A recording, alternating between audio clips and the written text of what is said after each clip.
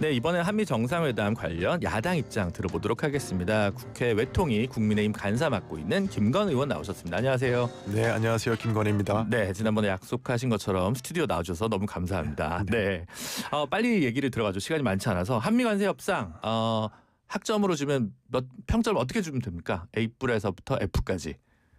뭐 저는 한 C 정도 줬으면 좋겠는데. 아, C요? 예. C뿔도 아니고 C 제로? C뿔 정도는 되겠네요. C뿔 정도는 된다. 예. 그럼 뭐가 제일 아쉽다고 생각을 하시나요?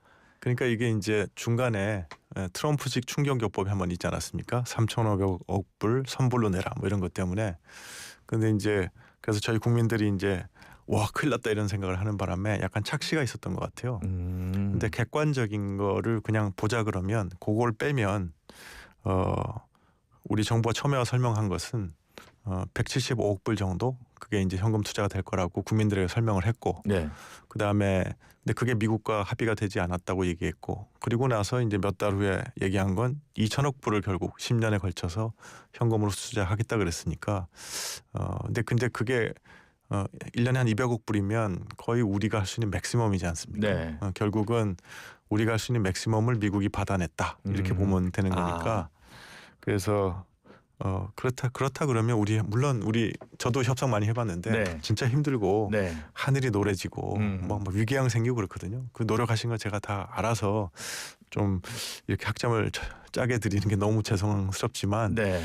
그래도 보면은 트럼프는 트럼프가 챙길 걸 결국 챙긴 거고, 거기에 대해서 우리가 조금 더 잘 방어할 수 있는 방법이 없었을까 이런 생각은 좀 듭니다. 근데 너무 이제 일본은 너무 저자세여서 네. 일본이랑 상대평가하면 안 된다 이런 분들도 있고, 네. 일본이 너무 F여서 네. 우리가 C뿔밖에 못 얻었다 이렇게 생각할 수도 있지 않을까요? 어떻게 생각하세요? 근데 저는 뭐 사실 일본하고 비교하는 건 맞지 않다고 생각하거든요. 네.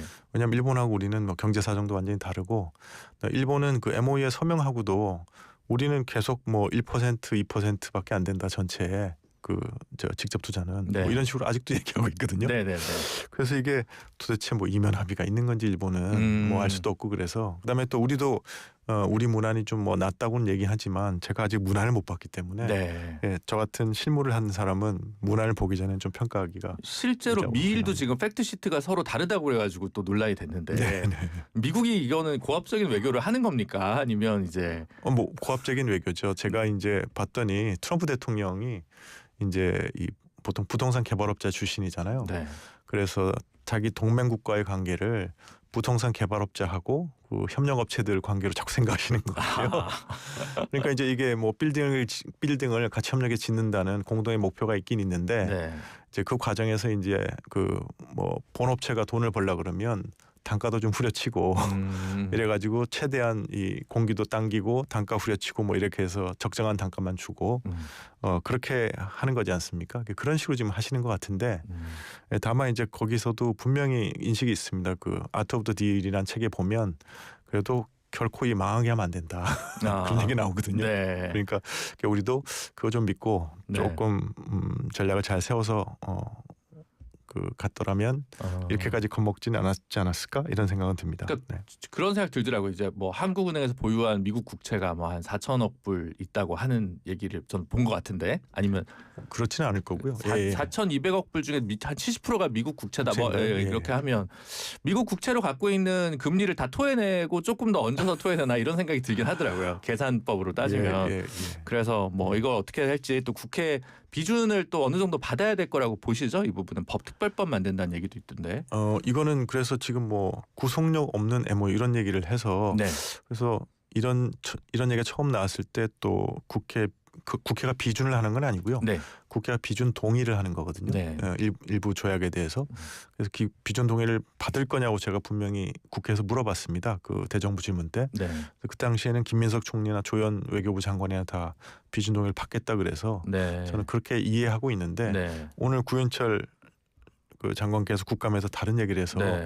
이게 무슨 얘기인가 저는 그렇게 하고 생각하고 있습니다. 기재부 출신이라 이 또 외교 조약에 대해서 조금 지식이 부족한, 그렇게 봐야 될까요? 아니면? 아니 그래서 이게 조금 약간 복잡한 문제는 있는데, 네. 일단은 지금은 어떻든지 간에 네. 국민의 철저한 검증과 감시 속에 네. 이 합의가 이행돼야 된다고 생각합니다. 네, 합의 내용 중에 뭐 이제 필요한 부분이 있을 거고 필요하지 않은 부분이 있을 거고 법제화하기 어려운 민간 투자 부분이 있을 테니까 좀 네. 복합적이긴 하겠네요. 네.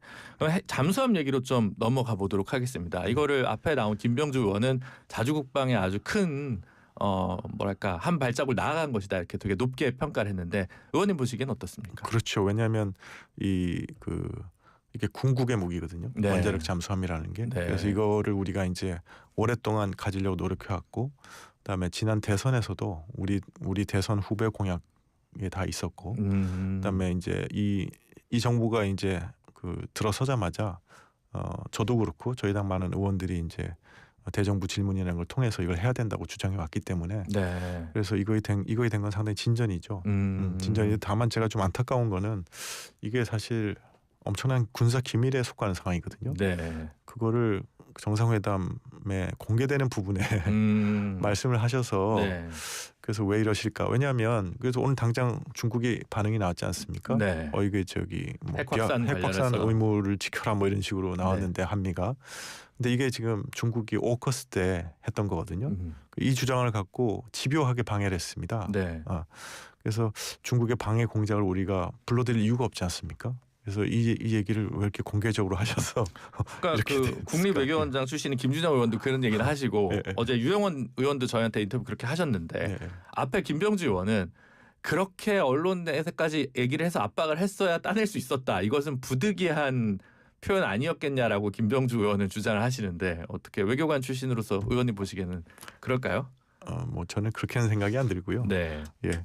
그러니까 사실은 이런 사안일수록 보통은 뭐 공개되지 않는 회담에서 최대한 왜냐하면 이 중간에 뭐 다른 누가 반대해서 좌초되고 이러면 안 되니까 네.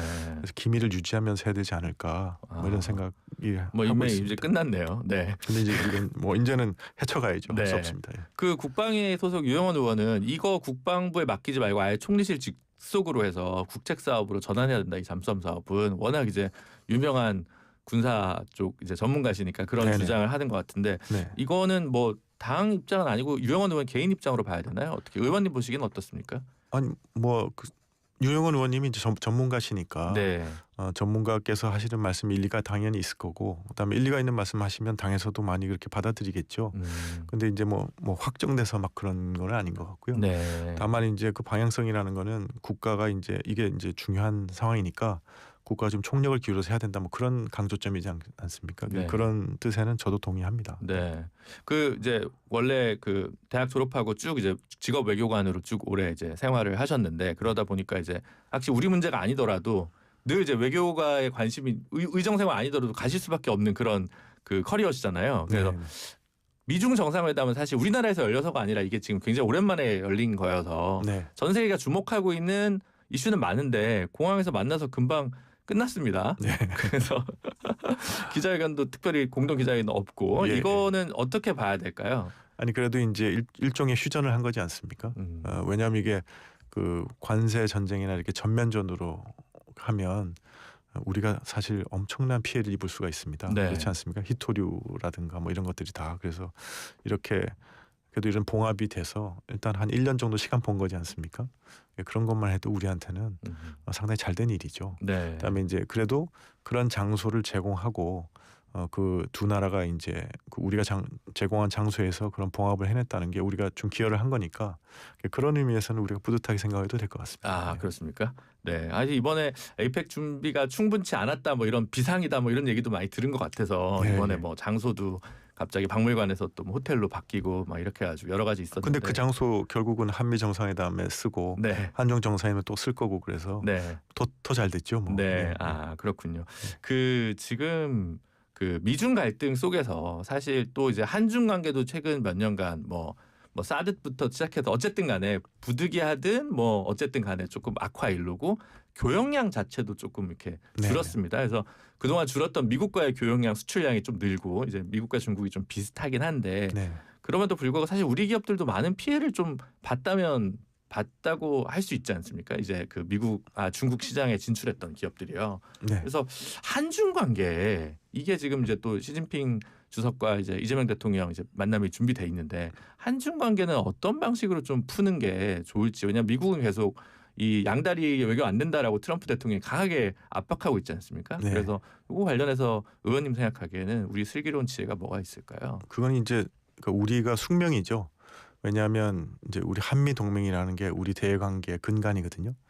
강력한 한미 동맹을 유지하면서 그렇다고 우리가 이 주변국들 뭐 중국도 그렇고 러시아도 그렇고 일본도 그렇고 다 좋은 관계를 유지해 가는 게 이웃 국가들이니까 그렇게 갈 수밖에 없는데 이제 거기서 이제 제일 중요한 건 뭐냐면 우리가 한미 동맹 관계를 일단 기초로 해야 된다는 거.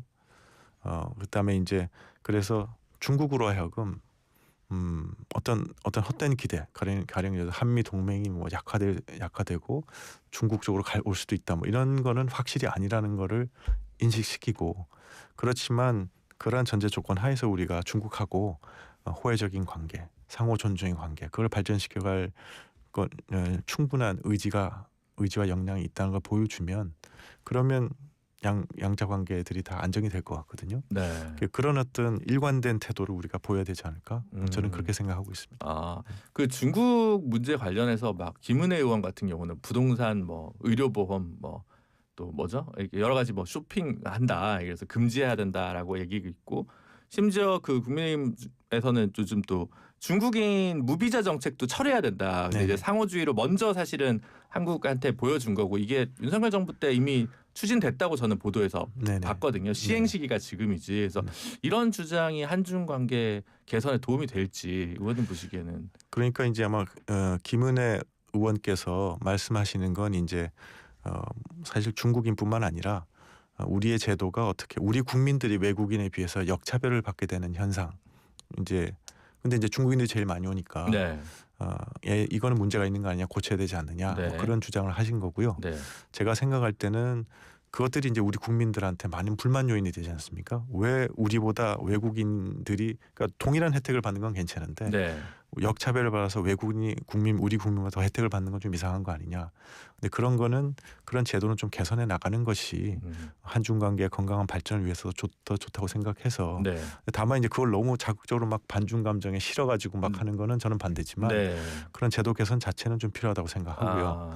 그다음에 무비자에 관해서는 사실 우리가 지금 190여 개국에 우리 국민들이 무비자로 가고 있고, 가장 많이 잘 나가는 여권 중에 하나라고 하더라고요. 그다음에 한 110여 개국 정도가 우리나라에 무비자 들어오거든요.